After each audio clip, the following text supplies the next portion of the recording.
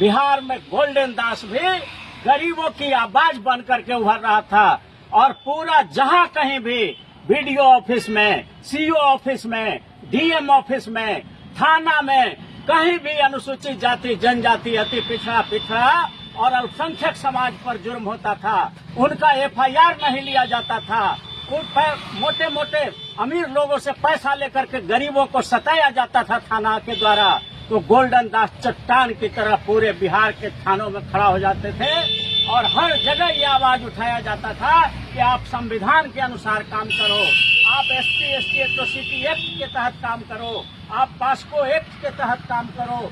जो भारत का संविधान है, जो जनता का अधिकार है, उसको आप नहीं छीन सकते। तो इस गोल्डन दास के इस रवैया से पूरे बिहार के भ्रष्टाचारी जितना भी पुलिस पदाधिकारी था, सब के सब घबरा गया, क्योंकि उनका जो कमाई हो रहा था, नाजायज कमाई जो हो रहा था थानों में, वो बंद होने लगा था। सब लोग गोल्डन दास के पास पहुंचते थे और गोल्डन दास ऐसे छुप करके नहीं जाते थे, भारत का संविधान लेकर के जाते थे, पास्को एक्ट की किताब लेकर के जाते थे, एससी एसटी एट्रोसिटी एक्ट का किताब लेकर के जाते थे, और भी जितने कानून के किताबें हैं वो सब लेकर के थाना में जाते थे, बीडीओ के यहाँ जाते थे, सीओ के यहाँ जाते थे। तो आज देख लो, ये सैलाब उमड़ा हुआ है पटना के गर्दनी बाग में, हजारों हजार की संख्या में लोग यहाँ पर गोल्डन दास के समर्थन में आए हुए हैं और पूरा शुरू से ये नारा गुंजमान हो रहा था कि गोल्डन दास मत घबराना, तेरे पीछे सारा जमाना। ये नारा गूंज रहा था इस धरना स्थल पर और यहाँ से आवाज उठ रही है कि जेल का फाटक टूटेगा, गोल्डन भाई हमारा छूटेगा, जेल का फाटक टूटेगा, गोल्डन भाई छूटेगा, जेल का फाटक टूटेगा, गोल्डन भाई छूटेगा। जो बिहार के भ्रष्ट पुलिस पदाधिकारी हैं, गोल्डन दास पर अत्याचार करना बंद करें, नहीं तो बिहार में एक बहुत बड़ा जन क्रांति होने वाला है। जहां पर हुआ था मुजफ्फरपुर में जो कांड हुआ, वहां पर बिल्कुल शांति तरीके से प्रदर्शन हो रहा था। कहीं भी कोई इनके लोगों ने कोई आर्म्स या किसी तरह का कोई वेपन नहीं लिया हुआ था। और साथ उल्टा देखने को मिला वीडियो क्लिप्स में है कि पुलिस ही अत्याचार कर रही थी, पुलिस जो है गाड़ियों का शीशा तोड़ रही है और काफी हाईवॉक क्रिएट किए हुए थे। तो और ये धरना प्रदर्शन शांति रूप से करना फंडामेंटल राइट है, तो इस हक को कोई नोटिस कर दे कि परमिशन की जरूरत है, कोई एक ऑर्डर निकाल दे कि परमिशन की जरूरत है, तो ये संविधान के आर्टिकल 13 का खुल्ला उल्लंघन है। इसलिए ऐसे लोग देशद्रोही हैं जो परमिशन की बात करते हैं। संविधान में कहीं परमिशन की बात नहीं है धरना, शांतिपूर्ण धरना और प्रदर्शन के लिए।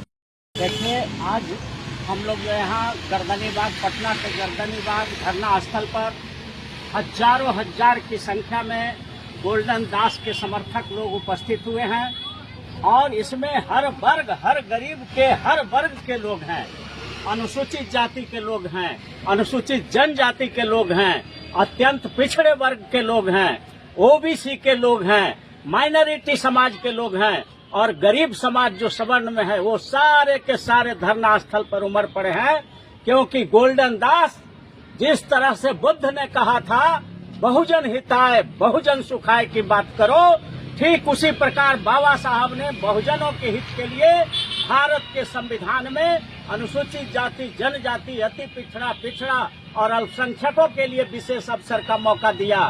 ठीक उसी प्रकार बिहार लेलिन अमर शहीद जगदेव प्रसाद ने कहा कि 100 में 90 शोषित है, 90 भाग हमारा है, 10 का शासन 90 पर नहीं चलेगा। मान्यवर कांसी राम साहब ने भी यही लड़ाई लड़ा गरीबों का।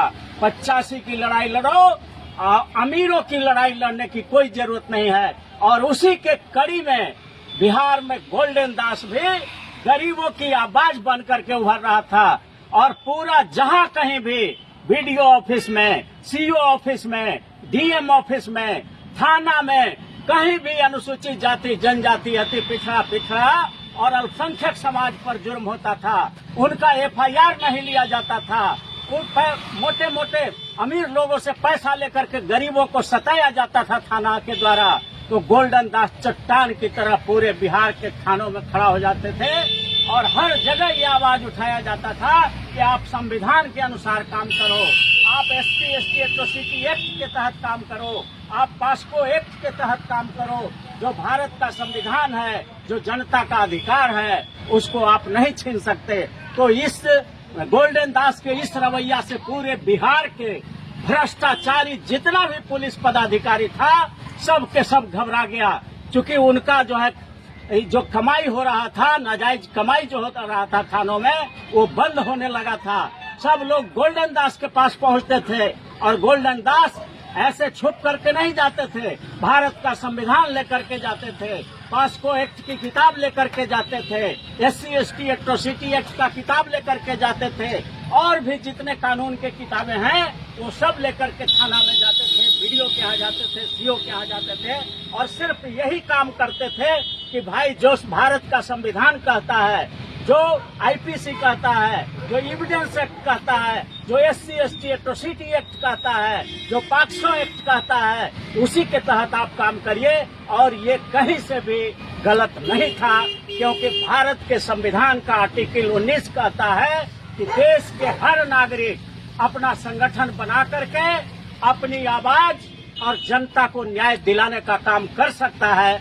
वही काम गोल्डन दास कर रहे थे, और इसी गोल्डन दास के ये संवैधानिक काम से घबरा करके जो आरक्षण विरोधी जो अफसर थे थाना में, या जो कहिए कि भ्रष्ट ऑफिसर थे पुलिस का, वो सारे के सारे लोग इनके खिलाफ हो गए। तो आज देख लो, ये सैलाब उमड़ा हुआ है पटना के गर्दनी बाग में, हजारों हजार की संख्या में लोग यहाँ पर गोल्डन दास के समर्थन में आए हुए हैं। और पूरा शुरू से ये नारा गुंजमान हो रहा था कि गोल्डन दास मत घबराना, तेरे पीछे सारा जमाना। ये नारा गूंज रहा था इस धरना स्थल पर, और यहाँ से आवाज उठ रही है कि जेल का फाटक टूटेगा, गोल्डन भाई हमारा छूटेगा, जेल का फाटक टूटेगा, गोल्डन भाई छूटेगा, जेल का फाटक टूटेगा, गोल्डन भाई छूटेगा, गोल्डन दास मत घबराना, तेरे पीछे सारा जमाना, गोल्डन दास मत घबराना। तेरे पीछे सारा जमाना। तो इन्हीं बातों के साथ मैं ये कहना चाहता हूँ कि जो बिहार के भ्रष्ट पुलिस पदाधिकारी हैं, गोल्डन दास पर अत्याचार करना बंद करें, नहीं तो बिहार में एक बहुत बड़ा जन क्रांति होने वाला है। बहुत बहुत धन्यवाद। नमो बुद्धाय, जय भीम, जय भारत। अपराधी भी बताया जा रहा है गोल्डन दास को सर। ये अपराधी बताने वाले लोग खुद अपराधी हैं, क्योंकि संविधान के तहत काम करना कहीं से कोई अपराध नहीं होता है। और इन लोगों को संविधान का ABCD का ज्ञान नहीं है कि भारत के संविधान के आर्टिकल 19 में हर नागरिक को अधिकार दिया गया है कि न्याय के लिए शांतिपूर्ण तरीके से एकदम बिल्कुल प्रदर्शन कर सकते हैं, आर्म्स एमुनेशन के साथ नहीं जा सकते हैं, शांति के साथ। और जहां पर हुआ था मुजफ्फरपुर में जो कांड हुआ है, वहां पर बिल्कुल शांति रूप से शांति तरीके से प्रदर्शन हो रहा था। कहीं भी कोई इनके लोगों ने कोई आर्म्स या किसी तरह का कोई वेपन नहीं लिया हुआ था। और साथ उल्टा देखने को मिला वीडियो क्लिप्स में है कि पुलिस ही अत्याचार कर रही थी। पुलिस जो है गाड़ियों का शीशा तोड़ रही है और काफी हाईवॉक क्रिएट किए हुए थे। तो पुलिस ने यहाँ पर गैर कानूनी काम किया था, लेकिन सारा आरोप इन पर मढ़ा जा रहा है क्योंकि ये पुलिस अत्याचार के खिलाफ लड़ते हैं। लेकिन ये ज्यादा दिन चलने वाला नहीं है। जुर्म का पेट फाटेगा जरूर और गरीबों का हक बटेगा जरूर। नापाक होती है कुत्तों की दोस्ती, काटेगा नहीं तो चाटेगा जरूर, चाटेगा जरूर। इसलिए इन गोल्डन दास के ऊपर भाषा का भी आरोप लगता था कि गोल्डन दास की जो भाषा थी वो उदंडता वाली भाषा थी। बिल्कुल ये गलत आरोप है, उदंडता वाली नहीं। जैसे कहें कि मूर्ख हैं आप, तो मूर्ख का मतलब होता है कि समझदार नहीं है, समझ नहीं रहे हैं। और वो किताब देकर के समझाते थे कि देखिए ये सेक्शन अपहरण, जब लड़की को 12 बजे रात में माता पिता के सामने, नाबालिग लड़की 14 बरस की है, उसको उठा करके 5 अपराधी ले जाते हैं, तो एक रिक्शा चलाने वाला भी कह सकता है कि अपहरण करके ले गया तो अपहरण का धारा लगना चाहिए। लेकिन पुलिस ने अपहरण का धारा नहीं लगाया। इसलिए गोल्डन दास कह रहे थे कि आप तो मूर्ख हैं, समझ में नहीं करते हैं बात को। रिक्शा वाला समझ सकता है कि अपहरण हुआ है तो अपहरण का धारा लगेगा। तो ये कहीं से भी असंवैधानिक नहीं है, अभद्र भाषा नहीं है। बल्कि उनको समझाने के लिए ये बताया जा रहा है कि आप अपने ज्ञान की चक्षु को, आंख को जरा खोलिए और संवैधानिक दायरे में देखिए। आप आईपीसी के अंदर देखिए तो आपको नजर आएगा। तो ये कहीं से भी कोई आपराधिक भाषा नहीं है। परमिशन को लेकर सवाल उठा था कि गोल्डन दास जहाँ कहीं भी जाते थे बिना परमिशन के पहुंच जाते थे। देखिए, परमिशन भारत के संविधान का आर्टिकल 19 का ज्ञान नहीं है। ये अंग्रेजों का राज है क्या भारत में कि कहीं भी कुछ करोगे तो परमिशन लेना पड़ेगा? अरे ये भारत का संविधान खुद परमिशन है। आर्टिकल 19 पढ़े, जिसको ज्ञान नहीं है एबीसीडी का भारत का, वो आर्टिकल 19 का सब क्लाउज सब पढ़े। उसमें हर नागरिक को अधिकार दिया गया है कि अपने मांग को मनवाने के लिए आप शांतिपूर्ण तरीके से धरना कर सकते हैं, प्रदर्शन कर सकते हैं, किसी को जाकर के समझा सकते हैं। कहाँ परमिशन की जरूरत है? संविधान के किस आर्टिकल में परमिशन की जरूरत है? 19 आर्टिकल फंडामेंटल राइट है, हर नागरिक का मौलिक अधिकार है। जन्म लेते ही वो अधिकार हमको मिल जाता है। तो ये जो लोग कहते हैं कि बिना परमिशन लेकर के जाते थे, तो क्या अंग्रेजों का राज है क्या? यहाँ जनता का राज है और जनता के लिए है और जनता के द्वारा है।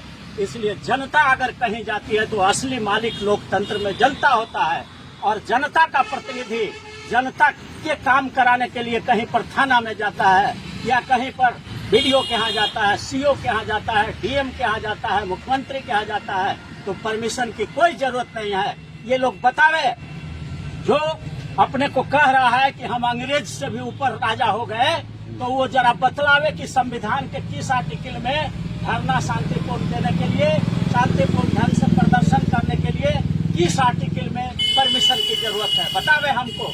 आपके सामने आकर के वो बोले या हमसे खुद मिल के बोले। मैं अपना मोबाइल नंबर दे रहा हूँ 9431002499। अगर संविधान में कहीं भी शांतिपूर्ण ढंग से धरना प्रदर्शन करने के लिए परमिशन की आवश्यकता है, तो भारत का कोई भी कानूनविद, कोई भी पुलिस अफसर, कोई भी डीएम, कोई भी कलेक्टर इस फोन से हमसे नंबर करे, कहाँ परमिशन की जरूरत है। कहीं भी शांतिपूर्ण ढंग से धरना प्रदर्शन के लिए परमिशन की जरूरत नहीं है। ये तो नयका अंग्रेज लोग जो है संविधान का हत्या कर करके ये सब जो थोड़ा बहुत नोटिफिकेशन कर दिया है, तो आपको बतला देना चाहते हैं। भारत के लोग जान लें, सारे बहुजन समाज के लोग जान लें कि भारत के संविधान का आर्टिकल 13 कहता है कि भारत में कोई ऐसा कानून ही नहीं बन सकता जो संविधान के फंडामेंटल राइट का हनन करता है, जो फंडामेंटल राइट को छीनता है। और ये धरना प्रदर्शन शांति रूप से करना फंडामेंटल राइट है। तो इस हक को कोई नोटिस कर दे कि परमिशन की जरूरत है, कोई एक ऑर्डर निकाल दे कि परमिशन की जरूरत है, तो ये संविधान के आर्टिकल 13 का खुल्लम खुल्ला उल्लंघन है। इसलिए ऐसे लोग देशद्रोही हैं जो परमिशन की बात करते हैं। संविधान में कहीं परमिशन की बात नहीं है धरना, शांतिपूर्ण धरना और प्रदर्शन के लिए।